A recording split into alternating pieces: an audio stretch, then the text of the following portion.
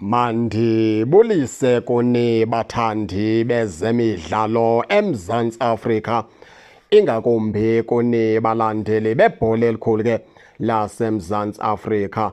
Apha ke baphulaphuli ke sizawuthetha ngemeko ephuma pha kuJabu Mahlangu abamazi ngoJabu Pule.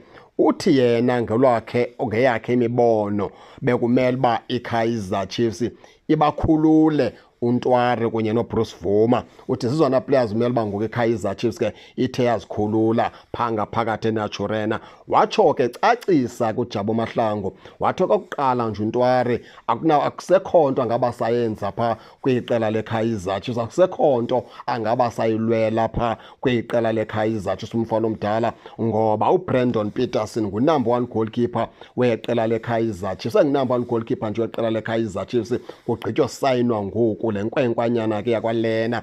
Uthi ke ngoku ngaba ke uNtwari lo uyawudlala xa kutheni phaa ngaphakathi, akusekho ndawo kaNtwari phaa. Watsho esithi ke kuyafana noBruce Vuma. uBruce Vuma kudala ithuba elinikezwa iKaizer Chiefs emveni kwakumfana omdala ngabi nasibindi, enza ii-mistakes ezininzi umfana omdala. Kulapho noBrandon Peterson wathatha khona wangena endaweni kaBruce Vuma. Afika uBrandon Peterson wayibamba yapholela ezandleni, watsho wangu-number 1 goalkeeper weqela leKaizer Chiefs.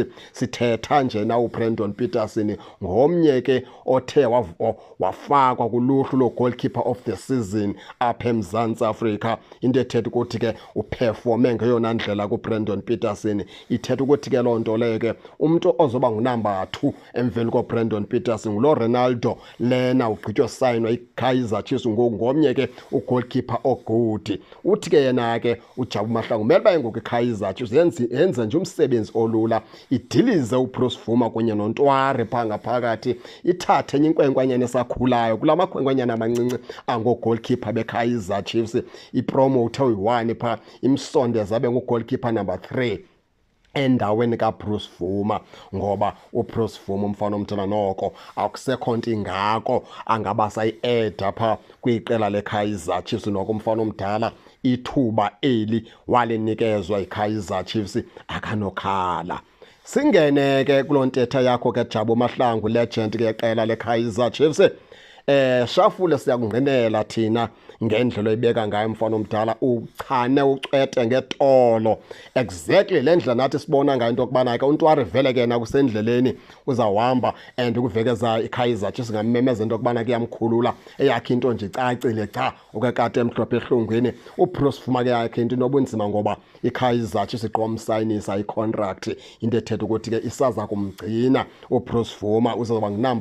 Uzoba ngugoalkeeper wesithathu phaa kweKaizer Chiefs, futhi ke izawuphela isizini zange wadlala. Ndikuxelela inyaniso, uzawuphela le sizini zange wadlala uBruce Vuma ngoba la madoda amabini uRonaldo lena kunye ke nale nkwenkwanyana kwaBrandon Peterson kuzawuqhuma intambo phaa, kuzawuliwa ngo-number 1 phaa, kuzawuliwa phaa, kuzawudlalwa, akuzukwenziwa nje into yokudlala, kuzawudlalwa. uBruce Vuma phaa akazulibona konke. Maybe iKaizer Chiefs amkhulula ke kula season uBruce Vuma, kodwa kulena sebemsayinisile. Andiqondi ukubana ke bangaba saphinde ke batshintshe so sigqibo. Injalo ke Jabu Mahlangu mfana omdala, ningangena ke baphulaphuli ke ngobuninzi benu, kodwa ningakhohlwa usubscribe kule channel ukuze ningaphoswa zezemidlalo endizanothulela zona kwixa elizayo kakuhle babukeli.